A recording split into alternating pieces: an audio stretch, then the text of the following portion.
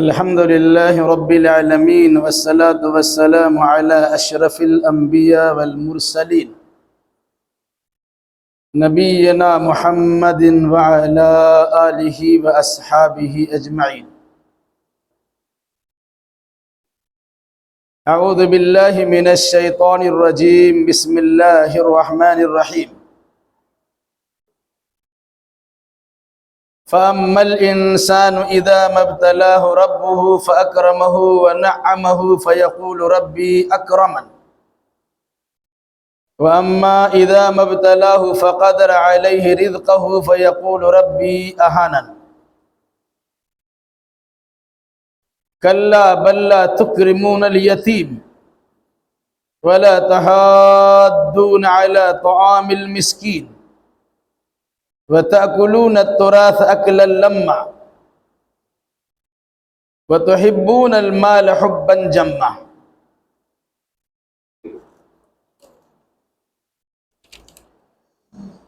اس سے پہلے کی آیتوں میں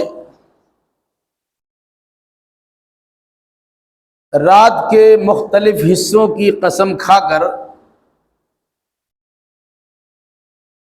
اس حقیقت کو واضح کیا گیا تھا کہ انسان دنیا میں اللہ اس کے رسول کی مخالفت کر کے آرام و سکون کی زندگی نہیں گزار سکتا ہے، بلکہ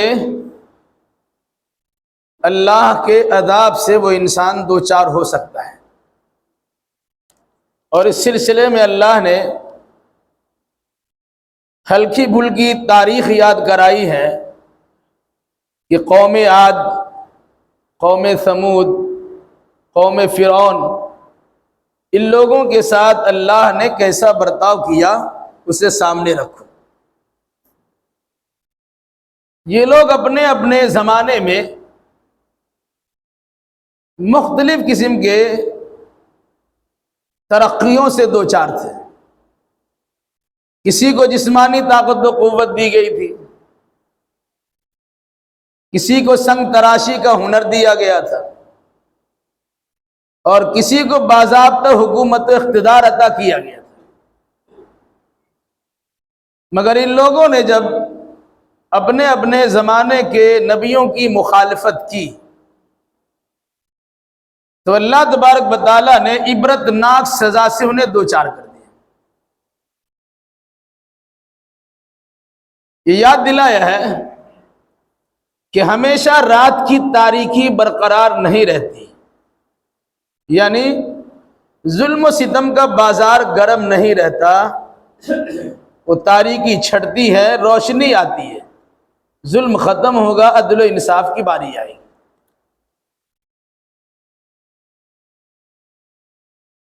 پھر اس کے بعد اللہ نے یہ بات بھی بیان کی ہے کہ ہر چیز کا اللہ کے یہاں وقت متعین ہے۔ اگر کسی نے ابھی گناہ کیا ہے تو فوراً اسے سزا مل جائے ایسا کوئی ضروری نہیں ہے، بلکہ اللہ نے سدھرنے کا، سنورنے کا، اصلاح کرنے کا، اچھا ہو جانے کا موقع دیا ہے۔ اگر وہ اس مہلت سے فائدہ اٹھاتا ہے اور اپنی اصلاح کر لیتا ہے تو اللہ ان کے حالات کو سدھار بھی دیتا ہے اور صحیح ڈگر پہ لگا بھی دیتا ہے۔ لیکن اگر کوئی انسان سدھرنے کے لیے تیار نہیں ہے، پھر اللہ نے جو وقت متعینہ مقرر کر دیا ہے اس وقت کا اللہ بھی انتظار کرتا ہے، جس کو کہا ان ربک لبالمرصاد، یقیناً آپ کا رب گھات میں بیٹھا ہوا ہے، یعنی اس متعینہ وقت کے انتظار میں ہے کہ اللہ نے خود ہی فیصلہ کیا ہے تو موقع دیا جاتا ہے۔ جو ہی وہ موقع آئے گا، مدت گزر جائے گی، مہلت ختم ہو جائے گی، اللہ کی گرفت سے دوچار ہو جائے گی۔ اس لیے انسان کو چونکہ معلوم نہیں ہے کہ متعینہ گھڑی کب ہے، مقررہ وقت کب ہے، اس لیے اولاً تو غلطی کرنی نہیں چاہیے، اور اگر غلطی ہو گئی تو فوراً توبہ استغفار کر لینا چاہیے کہ ایسا نہ ہو کہ غرغرارے کے عالم سے دو چار ہو گئے، جانکنی میں مبتلا ہو گئے، اب شعور جاگ رہا ہے کہ توبہ کر لینا چاہیے، ایسی توبہ کا کوئی اعتبار نہیں۔ آگے کی آیتوں میں انسان کے دو حالات کا تذکرہ کیا گیا۔ اگر کسی انسان کو اللہ نے اقتدار دیا ہے، عزت و وقار دیا ہے، نعمت و دولت دی ہے، اس کا یہ مطلب ہرگز نہیں ہے کہ اللہ تعالیٰ اس سے بہت خوش ہے۔ اسی طریقے سے اگر کسی انسان کی روزی روٹی کو گھٹا دیا ہے، نعمت اس کو کم ملی ہے، رزق میں کمی واقع ہو گئی ہے، اس کے یہ مطلب ہرگز نہیں ہے کہ اللہ تعالیٰ اس سے ناراض ہے، بلکہ ان دونوں صورتوں میں اللہ بندوں کو آزماتا ہے۔ اسے کہتے ہیں کسی کو دے کے آزماتا ہے اور کسی سے لے کے آزماتا ہے۔ ایسے موقع پر انسان جب آزمائش سے دوچار ہو اور اپنے آپ کو ثابت قدم رکھے تو اللہ تبارک و تعالی آزمائش میں اسے کامیابی کی منزل کو طے کرا دیتا ہے اور پھر اس کے خاطر خواہ فائدے بھی اسے میسر کرا دیتا ہے۔ چنانچہ اللہ نے فرمایا فَأَمَّا الْإِنسَانُ إِذَا مَا ابْتَلَاهُ رَبُّهُ فَأَكْرَمَهُ وَنَعَّمَهُ فَيَقُولُ رَبِّي أَكْرَمَنِ۔ بس جب انسان کو اس کا رب آزماتا ہے، اور آزمانے کی صورت یہ ہوتی ہے فَأَكْرَمَهُ، اسے عزت و وقار بخش دیتا ہے، وَنَعَّمَهُ، اور اسے بے شمار نعمتوں سے نواز دیتا ہے۔ عزت مل جانا، وقار کا حاصل ہو جانا، دولت و ثروت کا متعین ہو جانا، سے قرآن نے کیا کہا؟ اللہ جب آزماتا ہے تو اس کی عزت کو بڑھا دیتا ہے۔ بندہ کیا کرتا ہے؟ فَيَقُولُ رَبِّي أَهَانَنِ فَيَقُولُ رَبِّي أَكْرَمَنِ، بندہ کہتا ہے کہ میرے رب نے میری بڑی تکریم کی ہے، تعظیم کی ہے، میری عزت کو بڑھا دیا ہے، اور وہ بھولے نہیں سماتا ہے۔ یہ بولنے سے مسئلہ نہیں ہے، یہ بولنا در حقیقت اس لیے ہوتا تھا جیسے کفار و مشرکین کی جانب سے کوئی ترجمانی ہے، ان کو جو سرداری مل گئی، چودراہٹ مل گئی، وقار مل گیا، ہر چار جانب سے لوگ وہاں پہنچ رہے ہیں، ان کی تعظیم و تکریم ہو رہی ہے، تو سمجھتے ہیں کہ اللہ تعالیٰ کے مقرب بندہ ہے، تبھی تو اللہ نے عزت و احترام دیا ہے۔ تو قرآن کہتا ہے نہیں، یہ تمہاری آزمائش ہے، یہ منصب دے کے تمہیں آزمایا جا رہا ہے، یہ عہدہ دے کے تمہیں آزمایا جا رہا ہے، یہ تعظیم و تکریم کر کے تمہیں آزمایا جا رہا ہے، اور یہ دولت کی فراوانی کر کے بھی تمہیں آزمایا جاتا ہے۔ اب اس آزمائش کو تم آزمائش سمجھو یا پھر اس کا غلط استعمال کرو۔ وَأَمَّا إِذَا مَا ابْتَلَاهُ فَقَدَرَ عَلَيْهِ رِزْقَهُ، اور دوسرے وہ لوگ جب اللہ اس کو آزماتا ہے پھر اس پر اس کی روزی کو تنگ کر دیتا ہے، فَيَقُولُ رَبِّي أَهَانَنِ، تو کہنا شروع کرتا ہے کہ میرے رب نے میری توہین کر دی ہے، مجھے ذلیل و خوار کر دیا۔ ایک انسان کو مال ملتا ہے، پھولے نہیں سماتا ہے، ایک انسان کی روزی روٹی گھٹتی ہے، وہ شکوہ شکایت کرنا شروع کر دیتا ہے۔ جبکہ قرآن حدیث کی روشنی میں یہ بات بہت ہی مشہور ہے کہ مسلمانوں کے دونوں ہاتھ میں لڈو ہے، نعمت ملے شکر ادا کرے تب بھی اس کے لیے اچھی بات ہے، ثواب ملتا ہے، نعمت چھن جائے اس پر صبر کرے تب بھی اس کو ثواب ملتا ہے۔ گویا نعمت کے ملنے پر شکر کرنا ہے اور نعمت کے چھن جانے پر صبر کرنا ہے۔ یہ سوچ کر یہ کسی انسان کے اختیار میں نہیں ہے کسی کی روزی کو چھین لینا، کسی کے لقمہ کو چھین لینا، کسی کے عزت و آبرو کو ختم کر دینا، بلکہ سارا کا سارا معاملہ اللہ کے اختیار میں۔ اللہ چاہتا ہے کسی کو عزیز بنا دیتا ہے، اللہ چاہتا ہے تو کسی کو ذلیل بنا دیتا ہے۔ وَتُعِزُّ مَن تَشَاءُ وَتُذِلُّ مَن تَشَاءُ بِيَدِكَ الْخَيْرُ إِنَّكَ عَلَى كُلِّ شَيْءٍ قَدِيرٌ۔ آزمائش کی شکل بتائی، فَأَكْرَمَهُ وَنَعَّمَهُ، اکرام کرنا، عزت دے دینا، یہ بھی ایک آزمائش کی شکل ہے۔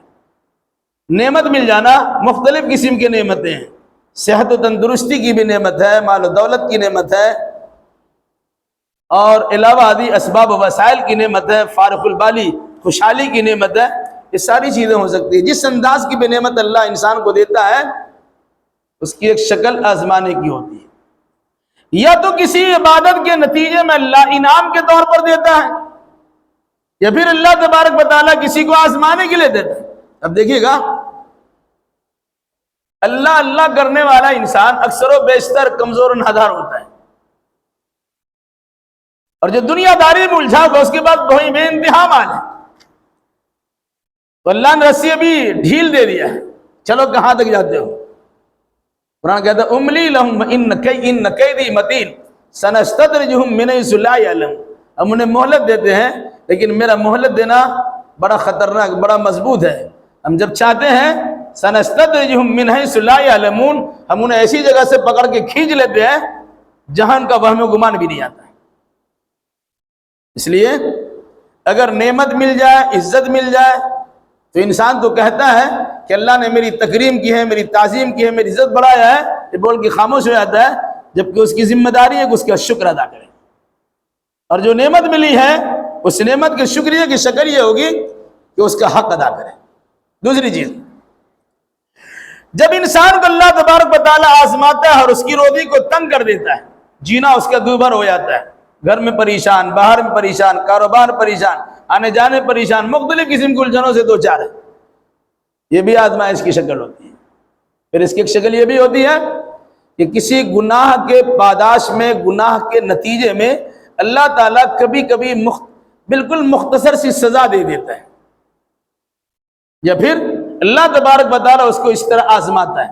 ہم نہیں کہہ سکتے ہیں کہ اللہ کے عذاب سے دو چار ہے، لیکن جس کے ساتھ معاملہ پیش آیا ہے وہ اپنے بارے میں کہہ سکتا ہے ہم اللہ کے عذاب سے دو چار ہیں کہ اللہ کی امتحان سے دو چار ہیں۔ ویسے ہم لوگ کہہ سکتے ہیں یہ منہ اور مسور کی دال، ہم لوگ امتحان کے لائق نہیں ہے، اللہ کے عذابی سے دو چار ہیں۔ امتحان تو ان کا ہوتا ہے جن کے سارے معاملات درست ہوتے ہیں، پھر ان کا امتحان ہوتا ہے۔ ہمارا سارا کا سارا معاملہ بگڑا ہوا ہے، کہتے ہیں اونٹ رے اونٹ تیری کون سی کل سیدھی، اونٹ کے جسم کا کوئی حصہ سیدھا نہیں، سب ٹیڑھا ہی رہتا ہے، اسی انداز ہمارا معاملہ، ہم سب تو الجھے ہوئے ہیں۔ پھر اس کے بعد ہاں اللہ کی آزمائش ہے، اللہ کی آزمائش کے ہم مستحق و حقدار بھی ہیں۔ اگر یہ سوچ لے تو انسان فوراً توبہ استغفار کرے گا کہ اللہ کی گرفت اور اس کی پکڑ سے دو چار تو نہیں ہے، اللہ ہمیں بچائے، آمین۔ کلا کلا بل لا تکرمون الیتیم ولا تحاضون علی طعام المسکین، اس کی جو فوراً بعد قرآن نے بیان کیا ہے اگر غور کریں گے تو لرز جائیں گے۔ کلا ہرگز نہیں، یعنی تمہارا یہ کہنا کہ ہمیں مال و دولت سے نوازا گیا، عزت و احترام بخشا گیا، اللہ ہم سے خوش ہے۔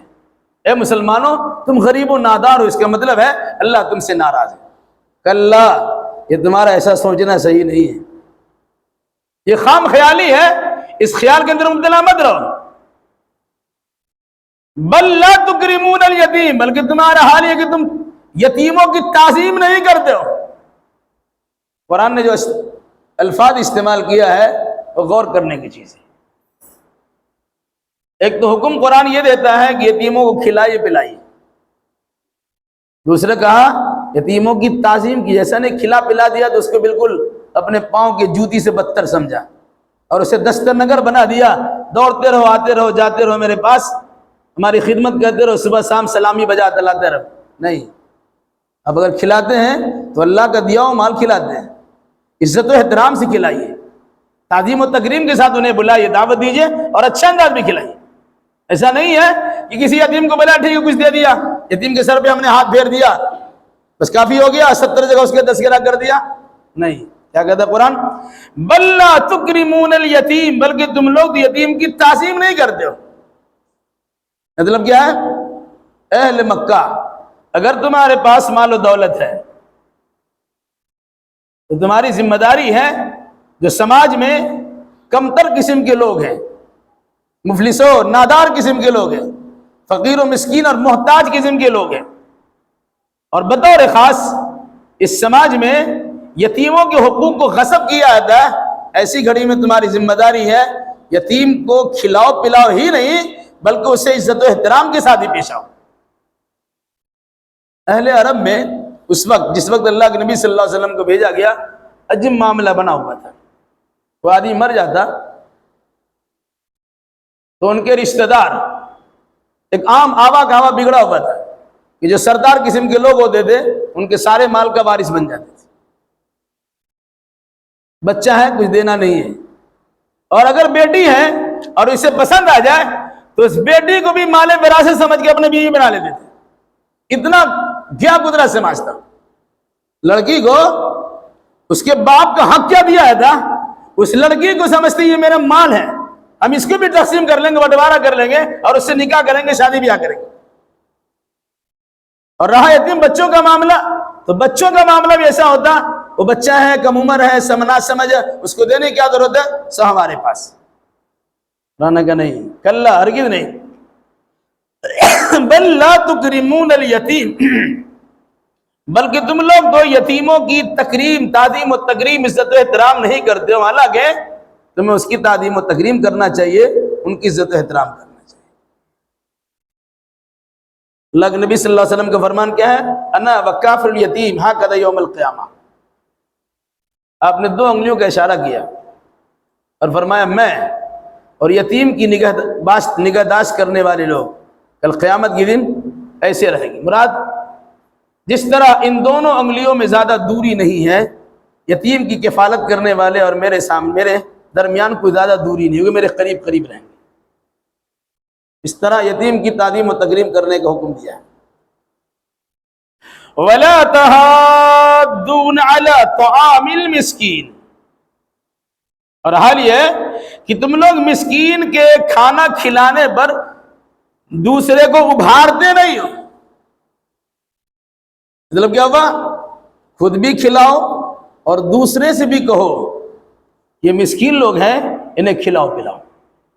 آدمی خود نہیں کھلاتا ہے تو دوسروں کہاں سے بولے گا؟ کیوں کہا اس سماج میں ایسے لوگ پائے جاتے تھے کہ جو کچھ ملا، المال مال اللہ وانا عبداللہ، یہ مال اللہ کا ہے اور میں اللہ کا بندہ ہوں، سارا مال میرا ہے۔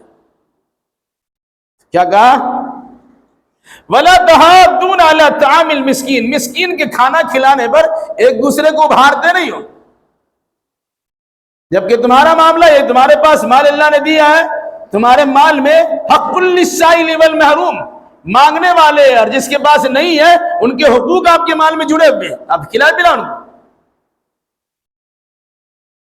اور جب کھلائیں گے پلائیں گے لین دین کریں گے پھر آپ کے دل میں یہ بات پیدا ہوگی ہم اپنے ساتھ ساتھ اپنے ساتھیوں کو بھی جوڑ دیں، اور بھی ہم اگر ایک مسکین کو کھلاتے ہیں تم ایک مسکین کو لے لو، 2-4 مسکین کو لے لو، اس طرح کھلانے پلانے کا نظام قائم ہوگا تو مالداروں کے مال سے غریبوں کی پرورش ہو جائے گی۔ وَتَأْكُلُونَ التُّرَاثَ أَكْلًا لَمًّا،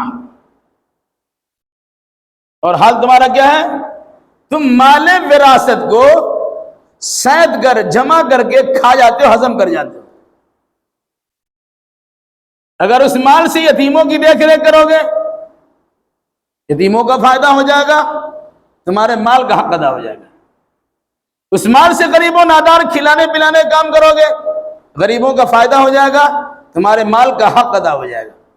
اور حال کیا ہے، وَتَأْكُلُونَ التُّرَاثَ، تراث وراثت سے ہے، تم لوگ مال وراثت کو کھاتے ہو، اکل لما، اکل مطلب کھانا، لما کا مطلب جمع کرنا، سید کے رکھتے ہو اور جمع کر کے رکھتے ہو کہ سارا مال میرا ہی ہے، کسی کو ملنے کی ضرورت نہیں ہے، اسے لیا اور کھانا شروع کر دیا، سب ہضم کر دیا، حق دیا کہ نہیں دیا اس کی پرواہ ہمیں نہیں ہے، بس ہمارے پاس مال ہونا چاہیے۔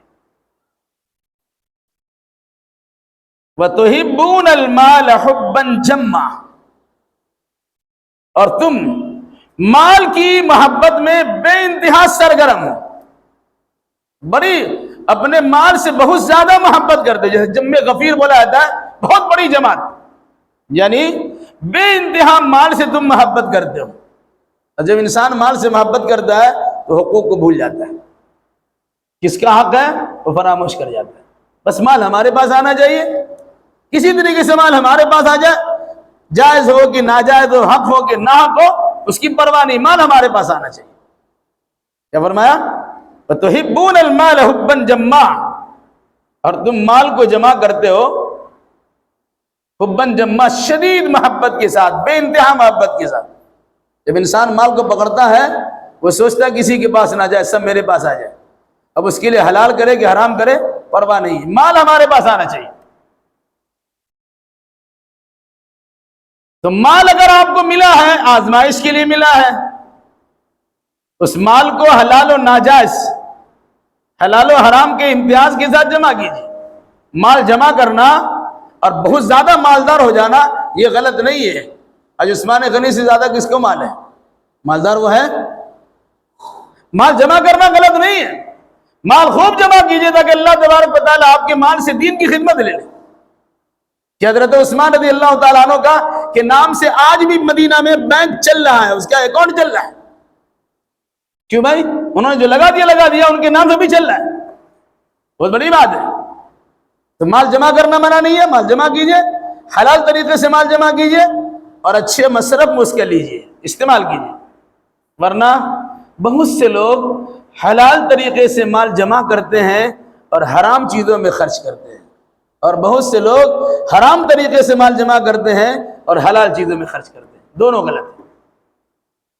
اللہ نے آپ کو مال دیا ہے، الٹا پلٹا خوب خرچ کرتے ہیں، حالانکہ بڑی محنت سے آپ نے کمایا ہے، حلال ذریعے سے کمایا ہے، حلال و حرام کی تمیز کر کے کمایا ہے، لیکن اپنی شوق کو، عیش و عشرت کو پورا کرنے کے لیے جس طرح چاہے الٹب اس کا استعمال کرتے ہیں، یہ بھی غلط ہے۔ اور وہ بھی غلط ہے کہ انسان حرام طریقے سے مال کماتا ہے، مال کا انبار لگا ہوا ہے، آیا مسجد بنا دیا، مدرسہ بنا دیا، رفاع امہ کام کر دیا، اگر اللہ تبارک و تعالیٰ کیا ہوگی؟ اس لیے کیا فرمایا؟ وَتُحِبُّونَ الْمَالَ حُبًّا جَمًّا، تم مال سے محبت کرتے ہو بے انتہا محبت۔ بے انتہا محبت جب انسان کرتا ہے تو حلال و حرام کی تمیز کو چھوڑ دیتا، مال آنا چاہیے۔ اس حقیقت کو بیان کرنے کے بعد قرآن نے یاد دلایا، سنو، کلا، ہرگز نہیں، اگر تم یہ سمجھتے ہو یہ مال تمہیں ہمیشہ رکھے گا، یحسب ان مالہ اخلدہ، انسان سوچتا ہے کہ اس کا مال اس کو ہمیشہ رکھے گا، ہمیشہ اس کی صحت و تندرستی رہے گی، ہمیشہ اس کا وقار بنا رہے گا، ہمیشہ اس کی تعظیم و تکریم کی جائے گی، کہ اللہ ہرگز نہیں، ایسا تمہارا سوچنا بھول ہے۔ کیوں؟ دنیا تو چند روزہ ہے، اس کے بعد تو ختم ہونا ہے، آپ آج جائیے تو کل ہم جائیں گے، آج ہم جا رہے ہیں تو کل آپ جائیں گے، جانا تو جانا ہی ہے، اور نہیں تو آخر میں سب کو جانا ہی جانا ہے۔ اس وقت میں کیا ہوگا؟ کلا اذا دکت الارض دکا دکا، ہرگز نہیں، اگر کوئی انسان سوچتا ہے کہ آپ حیات پی لیا اور دنیا میں ہمیشہ رہے گا، ہرگز نہیں، یہ تمہارا سمجھنا بھول ہے۔ اذا دکت الارض دکا دکا، جب زمین کو کوٹ گور کر، ٹھوک ٹھوک کر بالکل ہموار کر دیا جائے گا، جو نشیب و فراد ہے، جو اونچ نیچ ہے، سب کو ادھر ادھر کر کے سب کو برابر کر دیا جائے۔ زمین کہیں مسطح ہے، کہیں پہاڑ نکلا ہوا ہے، کہیں دریا ہے، کہیں کھائی ہے، قیامت کے دن اللہ کی جانب سے سور پھونکا جائے گا، پہاڑ ریزہ ریزہ ہو جائے گا، سمندر کے پانی میں طغیانی پیدا ہوگی، وہ پانی باہر چلا آئے گا، جو مکانات ہے اور پہاڑ ہے، جو اس کے ملبے تیار ہے، وہ پانی کی روانی بہہ کر کے گڈھے اور کھائی کو بھر دے گا، دیا کیا ہوگا؟ قاعن صفصفا، یہ وہ زمین بالکل مسطح ہموار زمین بن جائے گی۔ جو قرآن نے کیا کہا؟ اذا دکت الارض دکا دکا، جب زمین کو ٹھوک کر اور پیٹ کر بالکل ہموار اور برابر کر دیا جائے گا، یعنی میدان محشر، اور وہاں لوگوں کا حشر ہو جائے گا۔ پھر اس کے بعد وَجَاءَ رَبُّكَ وَالْمَلَكُ صَفًّا صَفًّا، اور آپ کا رب آئے گا اس حال میں کہ فرشتے صف لگائے کھڑے ہوں گے۔ مراد اللہ کا آنا کس طرح ہوگا ہماری سمجھ سے بالا تر ہے، لیکن قرآن و حدیث میں بعد آپ نے بیان کیا ہے کہ اللہ نیچے بھی اترتا ہے، اللہ اوپر بھی جاتا ہے۔ روزانہ رات کے آخر حصے میں اللہ پہلے آسمان پر، آسمان دنیا پر آتا ہے، جو تہجد کا وقت ہے، پھر اللہ فرشتوں سے بہت سارا اعلان کرواتا ہے آ رہا ہے۔ قیامت کے بارے میں اللہ تبارک و تعالیٰ نے خود فرمایا کہ اللہ تبارک و تعالیٰ اس سے شان و شوکت کے ساتھ آئے گا کہ فرشتوں کی قطار اور اس کے سب لگے ہوں گے، اور اللہ تبارک و تعالیٰ جلوہ افروز ہوگا۔ کیسا ہوگا اللہ کو معلوم۔ یہاں پر عقیدے کی درستگی کا خاص خیال کیجئے گا۔ جو سلف منہج سلفی ہے، کتاب و سنت کا خالص عقیدہ ہے، وہ یاد رکھنا چاہیے۔ کچھ لوگ تو کہتے ہیں کہ اللہ کا جسم ہی نہیں ہے، اگر اللہ کا جسم مانیں گے تو اللہ محدود ہو جائے گا۔ کچھ لوگ کہتے ہیں اللہ نے کہا عرش پر اللہ ہے، تو اللہ کا عرش اتنا بڑا اس پر اللہ سما گیا۔ یاد رکھیے گا، جو بات قرآن و حدیث میں جس طرح بیان کی گئی ہے، آپ کی سمجھ میں آئے نہ آئے، اس کو اسی طرح ماننا پڑے گا۔ اللہ نے کہا کہ اللہ نے 6 دنوں میں آسمان و زمین کو پیدا کیا، ثم استوى علی العرش، پھر اللہ عرش پر مستوی ہو گیا۔ آپ کو ماننا پڑے گا کہ اللہ عرش پر بیٹھا ہے، جو اللہ کے شان کے لائق ہے۔ اللہ نے قرآن مجید میں باضابطہ کہا بل یداہ مبسوطتان، اللہ کے دونوں ہاتھ کھلے ہوئے۔ اللہ کہتا ہے یحذرکم اللہ نفسہ، اللہ تمہیں اپنے وجود سے ڈراتا ہے، تو اللہ کا وجود بھی ہے۔ اللہ کہتا ہے کل من علیہ فان ویبقی ربک وجہ ربک ذو الجلال والاکرام، سب فنا ہو جائے گا، اللہ کا ذات یا اللہ کا چہرہ باقی رہ جائے گا، مراد پوری ذات باقی رہے گی۔ اللہ تبارک و تعالیٰ کا تو ہے، اور باضابطہ حدیثوں میں اللہ کے ہاتھوں کا تذکرہ بھی ہے، اور اللہ کی ٹانگوں کا تذکرہ بھی ہے، اللہ کے کان اور آنکھ کا بھی تذکرہ ہے، اللہ کا منہ کا بھی تذکرہ ہے۔ کہتے ہیں لوگ کیا قول اورا لہن آواز نے، فارسی میں ایک شعر کہہ دیا کہ اللہ کی بات تو ہوتی ہے لیکن اس میں کوئی آواز نہیں ہوتی، بولتا ہے لیکن زبان نہیں ہے، دیکھتا ہے لیکن اس کے پاس آنکھ نہیں، سنتا ہے لیکن اس کے پاس کان نہیں۔ یہ حماقت و بیوقوفی نہیں تو کیا چیز ہے؟ جب قرآن و حدیث میں باضابطہ ان چیزوں کا تذکرہ موجود ہے، مانیے آپ۔ کون کہتا ہے کہ مانیے کہ اللہ کا ہماری طرح کان ہے، ہماری طرح آنکھ ہے؟ ایسا مانیں گے تو گمراہ ہو جائے گا۔ مگر اتنا ماننا ہوگا کہ اللہ کی آنکھ بھی ہے، اللہ کے کان بھی ہے، اللہ کا ہاتھ بھی ہے، اللہ کی ٹانگ بھی ہے، کما یلیق لہ، جیسا اللہ کی شان ہے، اللہ کے شان کے لاگی جیتے ہیں۔ فرمایا اللہ تبارک و تعالیٰ نے وَجَاءَ رَبُّكَ وَالْمَلَكُ صَفًّا صَفًّا، اللہ آئے گا اور فرشتوں کی قطار لگی رہے گی، سب بصف فرشتے ہوں گے۔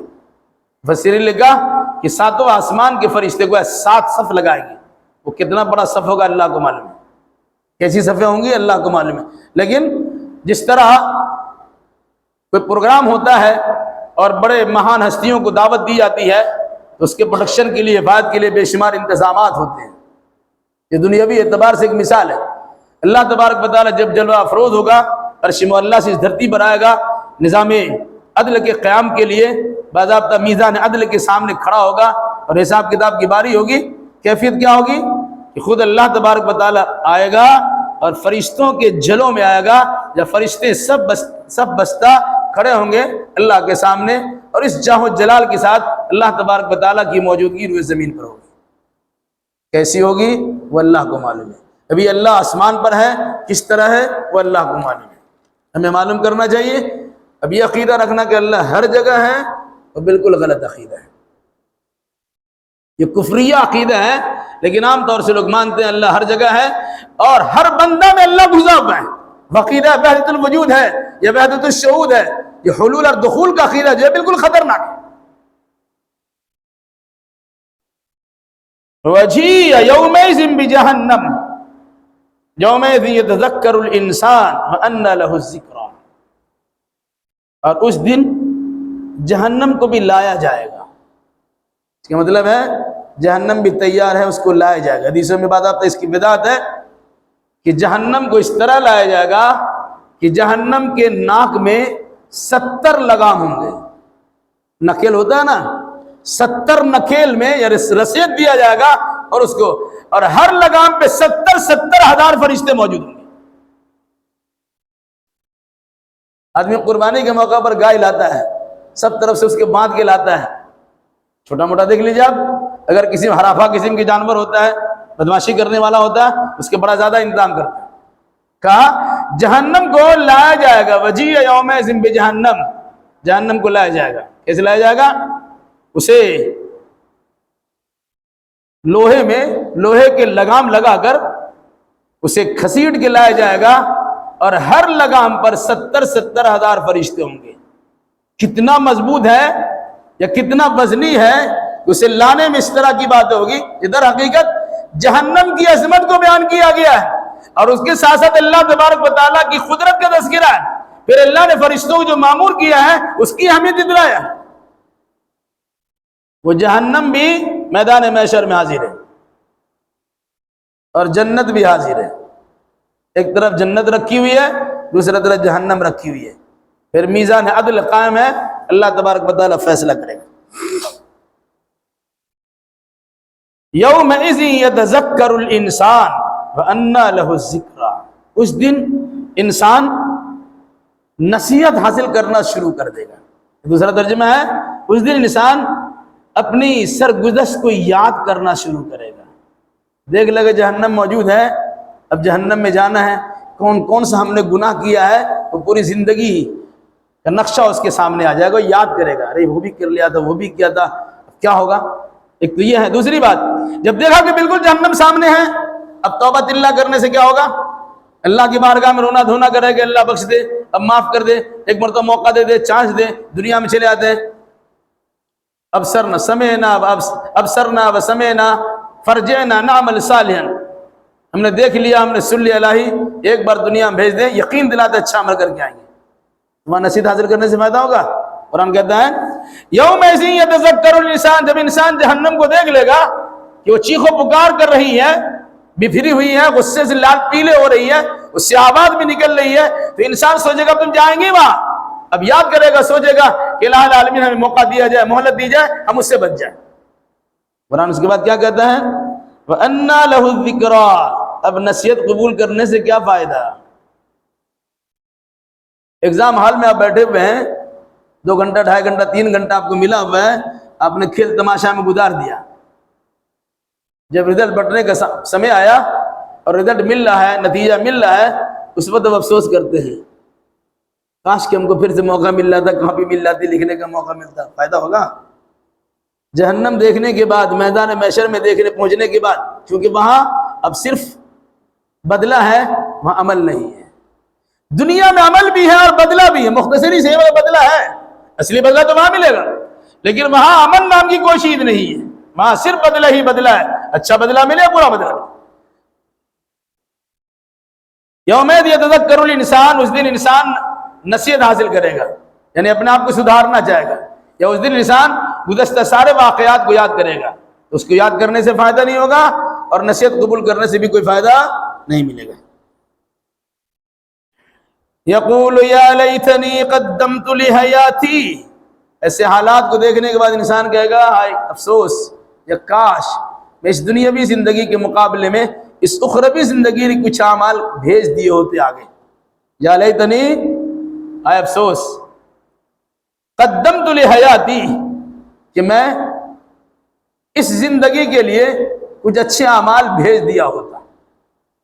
سوچتا ہے نا بھائی، اچھے اعمال کر کے آتے تو جہنم کا منہ دیکھنا نہیں پڑتا، اللہ تبارک و تعالیٰ کی رضامندی ہمیں حاصل ہوتی، ہم جنت میں چلے جاتے۔ اب وہاں افسوس کرنے سے کوئی فائدہ ہوگا؟ کوئی فائدہ نہیں ہوگا، لیکن انسان وہاں افسوس کرے گا۔ قرآن کہتا ہے یقول یا لیتنی، ہائے کاش، یا ہائے افسوس، قدمت لحیاتی، اس اخروی زندگی کے لیے میں کچھ آگے بھیج دیا ہوتا۔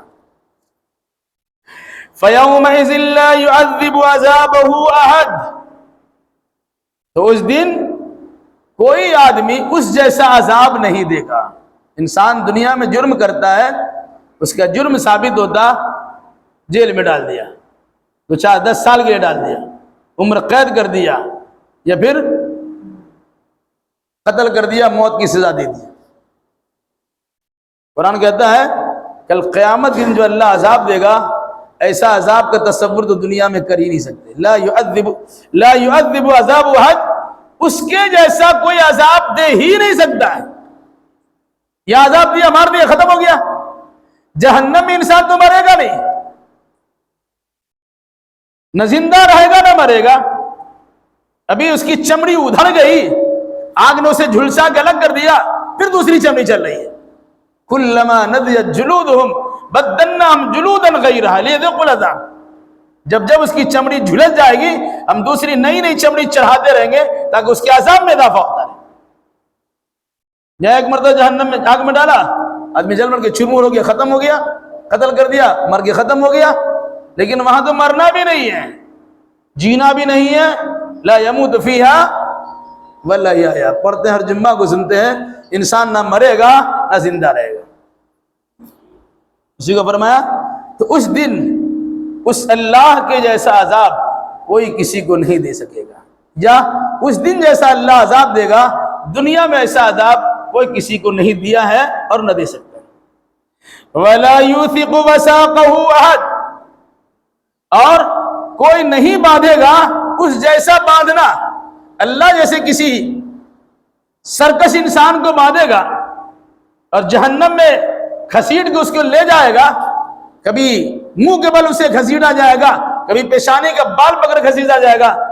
آگے اس کا تذکرہ آ رہا ہے، ناسیۃ کاذبۃ خاطیہ، خطا کار پیشانی کے سامنے کے بال پکڑ کو منہ رگڑتے ہوئے اسے جہنم میں لے جایا جائے گا. پھر اس کی جو گرفتاری ہوگی، اس کی جو پکڑ ہوگی، کوئی انسان سوچے گا کہ اللہ کی پکڑ سے چھوٹ جائے اور بھاگ جائے. تو قرآن یہاں بھی کہتا ہے یا معشر الجن والانس ان استطعتم ان تنفذوا من اقطار السماوات والارض فانفذوا لا تنفذون الا بسلطان.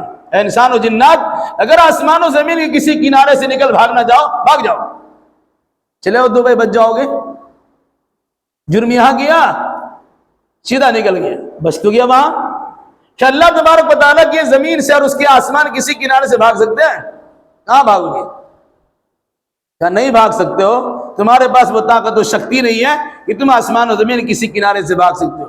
تو اللہ کی پکڑ ایسی ہوگی، اللہ کے فرشتے اس طرح ان کو پکڑیں گے کہ دنیا میں اس کے پکڑنے ایسا تصور ہی نہیں ہے. فرمایا وَلَا يُوثِقُ وَثَاقَهُ أَحَدٌ، اور نہیں باندھے گا کوئی اللہ کے جیسا باندھنا. جیسا اللہ مضبوطی سے کسی کو پکڑتا ہے مجرم کو، چھوڑا نہیں سکتا اپنے آپ کو اور چھوٹ نہیں سکتا ہے، اس طرح کی گرفت اور پکڑ اللہ کے سوا کسی کی نہیں ہے. کیوں؟ ان بطش ربک لشدید، یقیناً آپ کے رب کی پکڑ بڑی سخت ہے. اس کے بعد اخیر میں فرمایا یا ایتھا النفس المطمئنہ، اے اطمینان بخش روح. انسان کے نفس کی 3 قسمیں ہیں، اس سے پہلے بات آ چکی، یاد رکھیے گا. ایک ہے نفس امارہ، ایک ہے نفس لوامہ، اور ایک ہے نفس مطمئنہ. امارہ کا مطلب ہوتا ہے بار بار انسان کو گناہ کی طرف مائل کرے، وہ اچھائی کا ارادہ اس کے اندر ہونے ہی نہ دے. ایسا نفس جو گناہ کرتے کرتے کرتے کرتے اس کا عادی ہو جاتا ہے، وہ خالی گناہ ہی کرتا ہے، اس کو کہتے ہیں نفس امارہ، الف میم امارہ. دوسرا نفس ہے تو نفس لوامہ، انسان سے گناہ ہو جاتا ہے پھر ملامت کرو، بیکار کر دیا، حرام کھا لیا، بیکار کھا لیا، یہ کام کر لیا، نہیں کرنا چاہیے تھا. تو دل اس کا ملامت کرتا ہے، نفس اس کا ملامت کرتا ہے. ایسے نفس کو کیا کہتے ہیں؟ نفس لوامہ، ملامت کرنے والا نفس. اور تیسرا کیا ہے؟ نفس مطمئنہ، اطمینان والا، جس کو اللہ اس کے رسول کے فیصلے پر اطمینان ہے، حلال و حرام کی تمیز پر اطمینان ہے، کمی ملا اسی پر خوش ہے، اسی پر اطمینان ہے. تو جس انسان کا دل ادھر ادھر بھٹکتا نہیں ہے بلکہ اللہ اس کے رسول کے فیصلے پر اسے اطمینان و سکون حاصل ہوتا ہے، ایسے نفس کو کہتے ہیں نفس مطمئنہ. یا ایتھا النفس المطمئنہ، اے اطمینان و سکون سے رہنے والا نفس، اے اطمینان و سکون سے رہنے والی جان. ارجعی الی ربک راضیۃ مرضیہ، لوٹ چلو، واپس چلو اپنے رب کی طرف تم اللہ سے راضی رہو اور اللہ تم سے راضی رہے. مطلب کیا ہے؟ اللہ ہی کی جانب سے تم روح آئے ہو. جسم کے اندر جو روح ڈالے گی وہ روح کس کی طرف سے؟ اللہ ہی کی طرف سے ہے. تو اللہ نے تمہیں دیا، بھیجا ہے، اب وہ اللہ اپنے پاس بلا رہا ہے، آ جاؤ. اب جانے کی دو شکل ہوگی، ایک انسان اللہ کو خوش کر رہا ہے، ایک انسان اللہ کو ناراض کر رہا ہے. تو کہا جو اطمینان بخش روح ہوتی ہے وہ اللہ تبارک و تعالیٰ کو خوش کرنے کے لیے عبادات بجا لاتی ہے، تو اللہ تبارک و تعالیٰ اس سے خوش ہو جاتا ہے. راضی برضا وہ انسان اپنی جان کا نذرانہ اللہ کی بارگاہ میں پیش کرتا ہے. فرمایا ارجعی الی ربک راضیۃ مرضیہ، اے اطمینان بخش روح اپنے رب کی طرف لوٹ چلو، راضیہ تم اللہ کے انعامات سے راضی رہو، تم اللہ کے فیصلے پہ راضی رہو، ومرضیہ اللہ تمہاری عبادتوں سے راضی ہے.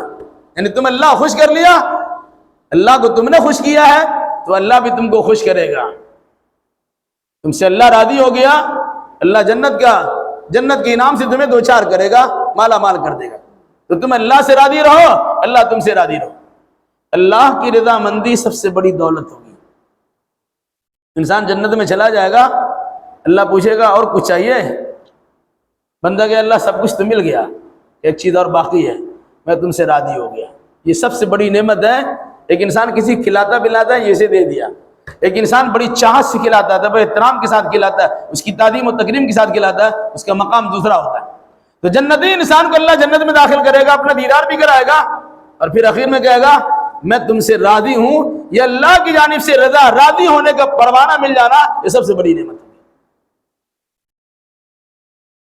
فادخلی فی عبادی، اے اطمینان بخش روح اپنے رب کی طرف لوٹ چلو، تو اللہ سے راضی، اللہ تم سے راضی. یہ کب ہوگا؟ میرے بندوں کی جماعت میں شامل ہو جاؤ. فادخلی فی عبادی، میرے بندوں میں داخل ہو جاؤ. انسان بندہ بن کے رہے، خدا بن کے نہ رہے. انسان بندہ بن کے رہے، خدا بن کے نہ رہے. پھر بندہ ابھی نیک بندہ بن کے رہے جو اللہ کے فیصلے پر راضی رہے. جب تک انسان بندہ نہیں بنے گا وہ کوئی مقام نہیں حاصل کر سکتا ہے. یہی وجہ ہے ہم کہتے ہیں اشہد ان محمدن عبدہ ورسولہ. پہلے اللہ کے نبی صلی اللہ علیہ وسلم کی عبدیت کا، بندہ ہونے کا اقرار کرتے ہیں، شہادت دیتے ہیں، پھر ان کی رسالت کی گواہی دیتے ہیں. اور دیکھیں قرآن مجید میں جہاں جہاں بھی اللہ نے اپنے رسول کے اونچا مقام کا تذکرہ کیا ہے، وہ اللہ تبارک و تعالیٰ نے بطور خاص لفظ عبد کا ذکر کیا ہے. کیا کسی کا؟ سبحان الذی اسری بعبدہ، پاک ہے وہ ذات جو راتوں رات اپنے بندے کو لے گئی. معراج کسی کو نہیں کرایا ہے، وہاں پر اللہ نے لفظ عبد استعمال کیا ہے. نزل الفرقان علی عبدہ لیکون للعالمین نذیرا، اللہ نے فرقان یعنی قرآن کو اپنے بندے خاص پہ نازل کیا تاکہ دنیا والوں کے لیے نذیر بن جائے. یہ بہت بڑا مقام ہے، سب سے بڑا مقام اللہ نے دیا ہے. تمام انسانوں میں سب سے بہتر مقام انبیاء کا، اور تمام نبیوں میں سب سے اعلیٰ درجہ محمد الرسول اللہ کا. ان کی اس درجے کی بلندی کا تذکرہ کیا ہے، وہاں لفظ عبد ذکر کیا ہے. کیا فرمایا؟ فادخلی فی عبادی، پہلے میرے بندوں میں داخل ہو جاؤ، بندگی کرو، بندہ بنو. اکڑو گے کہیں کا نہیں رہو گے. جب جنت میں جانا چاہتے ہو کیا کرنا ہوگا؟ پہلے میرے بندوں کی جماعت میں شامل ہو جاؤ، وادخلی جنتی، پھر بعد میں میری جنت میں جاؤ. مطلب کیا ہے؟ انسان بندہ نہیں بنے گا جنت میں نہیں جا سکتا ہے. فرعون جنت میں نہیں جائے گا، نمرود جنت میں نہیں جائے گا، شان بگاڑنے والا جنت میں نہیں جائے گا، عبدیت سے انکار کرنے والا جنت میں نہیں جائے گا. اپنے آپ کو بند عاجز بنا کے پیش کرے گا اور اللہ کی بندگی میں لگا رہے گا، وہی بندہ بندگی کی بنیاد پر اللہ کی جنت کا مستحق بنے گا. فادخلی فی عبادی، میرے بندوں میں شامل ہو جاؤ، وادخلی جنتی، اور میری جنت میں داخل ہو جاؤ. اللہ تعالی ہمیں اور آپ کو اور جملہ مسلمانوں کو اپنی جنت جیسی عظیم نعمت سے نوازے اور جہنم سے ہمیں بچائے. اقول قولی ھذا واستغفر اللہ لی ولکم ولسائر المسلمین وآخر دعوانا الحمد للہ رب العالمین. یہاں پر سورہ فجر ختم، انشاءاللہ آئندہ سورہ البلد کی تلاوت ہوگی.